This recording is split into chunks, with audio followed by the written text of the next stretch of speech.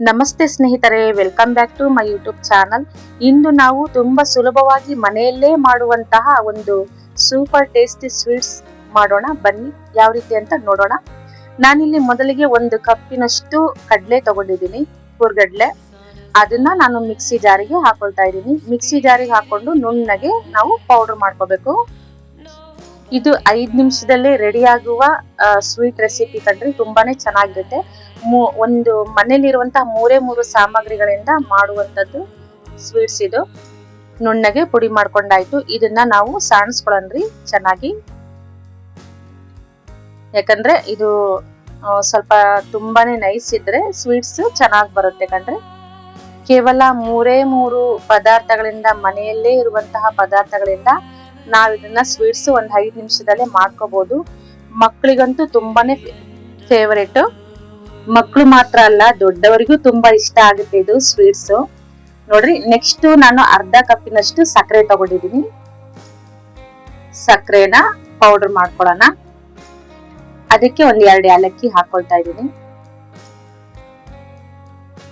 ನೋಡ್ರಿ, ನುಣ್ಣಗೆ ಸಕ್ಕರೆ ಪೌಡರ್ ಮಾಡ್ಕೊಂಡಾಯ್ತು. ಇದನ್ನ ಆ ಕಡ್ಲೆ ಇಟ್ಟು ಸಕ್ಕರೆನ ಚೆನ್ನಾಗಿ ಮಿಕ್ಸ್ ಮಾಡ್ಕೊಳ್ಳಂದ್ರೆ.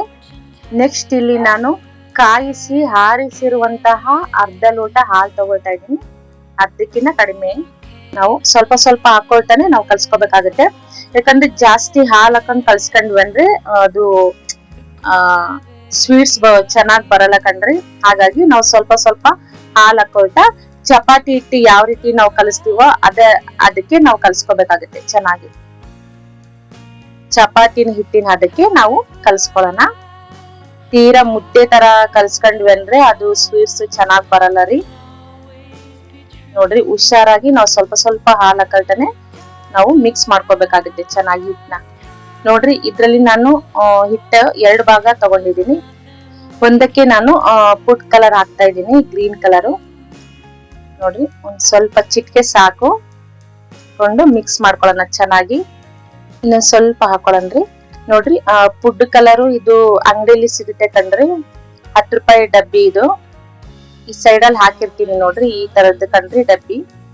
ಗ್ರೀನ್ ಕಲರು, ಮತ್ತೆ ಇದ್ರಲ್ಲಿ ಆರೆಂಜ್ ಕಲರು ಬರುತ್ತೆ, ಯೆಲ್ಲೋ ಕಲರು ಬರುತ್ತೆ. ನೀವು ಫುಡ್ ಕಲರ್ ಯಾವ್ದು ಹಾಕ್ತೀರಾ ಓಕೆ. ನಾನಿಲ್ಲಿ ಗ್ರೀನ್ ಕಲರ್ ಹಾಕ್ತಾ ಇದ್ದೀನಿ. ನೋಡ್ರಿ, ಚೆನ್ನಾಗಿ ಮಿಕ್ಸ್ ಮಾಡ್ಕೊಳ್ಳೋಣ. ನೆಕ್ಸ್ಟ್ ಒಂದು ಚೌಕನ್ ಬಾಕ್ಸ್ ಇರುತ್ತೆ ಕಣ್ರಿ. ನಾನು ಇದು ಪ್ಲಾಸ್ಟಿಕ್ ಇಂದ ಒಂದು ಚೌಕನ್ ಬಾಕ್ಸ್ ತಗೊಂಡಿದ್ದೀನಿ. ಸ್ಟೀಲ್ ಬಾಕ್ಸ್ ಆದ್ರೂ ತಗೋಬಹುದು, ಚೌಕ ಇದ್ರೆ. ಇಲ್ಲ ರೌಂಡ್ ಶೇಪ್ ಅಲ್ಲಿ ಇದ್ರೂ ನಡೆಯುತ್ತೆ, ಯಾವ್ದಾದ್ರು ಓಕೆ ಕಣ್ರಿ ಬಾಕ್ಸು. ನೋಡ್ರಿ, ನಾನ್ ಸ್ವಲ್ಪ ಆಯಿಲ್ ಸವರ್ಸ್ಕೊಳ್ತಾ ಇದ್ದೀನಿ. ಬಾಕ್ಸಿಗೆ ಆಯಿಲ್ ಸವರ್ಸ್ಕೋಬೇಕು. ನೆಕ್ಸ್ಟ್ ಅದನ್ನ ಇದ್ರಲ್ಲಿ ಹಾಕಿರೋದು ಸ್ಕಿಪ್ ಆಗಿದೆ ಕಣ್ರಿ. ಮುಂಚೆನೆ ಹಾಕಿ ನಾನು ಸಾಫ್ಟ್ ಮಾಡೋದು ವಿಡಿಯೋ ಸ್ಕಿಪ್ ಆಗಿದೆ, ಏನು ಅನ್ಕೋಬೇಡ್ರಿ. ನೆಕ್ಸ್ಟ್ ನೋಡ್ರಿ, ನಾನು ಆಗ್ಲೇ ಕಲರ್ ಹಾಕಿ ಕಲ್ಸಿದ್ನಿ ಅಲ್ವಾ, ಅದನ್ನ ಮೇಲ್ಗಡೆ ಹಾಕೊಂಡ್ರಿ ನೀಟಾಗಿ. ಅದನ್ನು ಕೂಡ ಸಾಫ್ಟ್ ಆಗಿ ಒಂದ್ ಶೇಪ್ ಅಲ್ಲಿ ಮಾಡ್ಕೊಂಬರೋಣ. ಇದು ನೋಡ್ರಿ, ಸ್ವಲ್ಪ ಕಡಿಮೆ ಮಾಡಿದೀನಲ್ಲ, ಹಾಗಾಗಿ ನಾನು ಅರ್ಧ ಸ್ಟೆಪ್ ಅಲ್ಲಿ ಮಾತ್ರ ಮಾಡ್ಕೊಂಡಿದೀನಿ. ಜಾಸ್ತಿ ಮಾಡಿದ್ರೆ ಫುಲ್ ಕವರ್ ಆಗೋದು ಆ ಬಾಕ್ಸಿಗೆ. ನಿಮಗೆ ತೋರ್ಸಕ್ಕಾಗಿ ನಾನು ಮಾಡ್ತಾ ಇದ್ದೀನಿ. ಕಡಿಮೆನೆ ಮಾಡಿದೀನಿ, ಸ್ವಲ್ಪ ಇಲ್ಲಾಂದ್ರೆ ಜಾಸ್ತಿ ಮಾಡ್ತಿದ್ದೆ ನಾನು. ನೋಡ್ರಿ, ನೀಟಾಗಿ ಲೆವೆಲ್ ಮಾಡ್ಕೊಳನ್ರಿ. ಯಾರೆಲ್ಲ ನಮ್ ಚಾನೆಲ್ ಸಬ್ಸ್ಕ್ರೈಬ್ ಮಾಡ್ದೇನೆ ನೋಡ್ತಾ ಇದೀರೋ, ಪ್ಲೀಸ್ ಸಬ್ಸ್ಕ್ರೈಬ್ ಆಗಿ.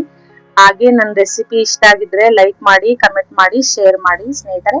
ನೋಡ್ರಿ, ಬಾಕ್ಸಿಂಗ್ ಮುಚ್ಚಳಿಕೆ ಮುಚ್ಚಿಬಿಟ್ಟು ಒಂದು 20 ನಿಮಿಷ ಅಥವಾ ಒಂದು 10 ನಿಮಿಷ ಸಾಕು ವೇಟ್ ಮಾಡಂದ್ರೆ.